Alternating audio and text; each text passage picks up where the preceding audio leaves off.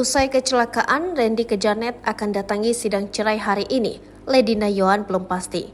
Pasangan selebriti Randy Kejanet dan Lady Nayoan mengalami musibah. Mobil yang mereka kendarai kecelakaan di tol di kawasan Jatibening, Bekasi, Jawa Barat, Senin 31 Juli 2023 dini hari.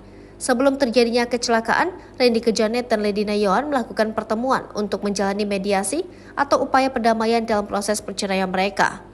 Ban mobil yang mereka tumpangi terselip sehingga terjadi kecelakaan tunggal.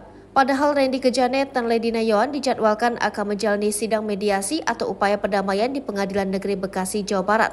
Manajer Lady Nayoan, Ade Fauzan, mengatakan mengenai sidang mediasi belum diketahui apakah tetap digelar atau tidak.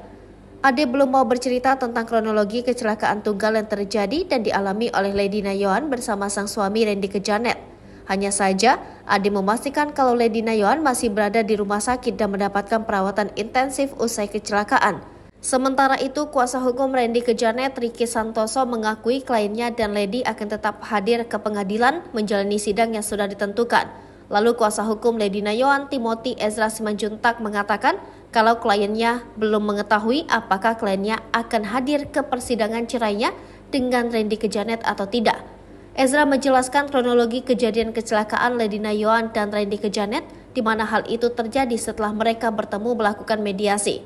Secara keseluruhan, Ezra Simanjuntak memastikan kalau Lady Nayoan tak alami trauma hebat di tubuhnya usai mobil yang ditumpangi bersama Randy alami kecelakaan.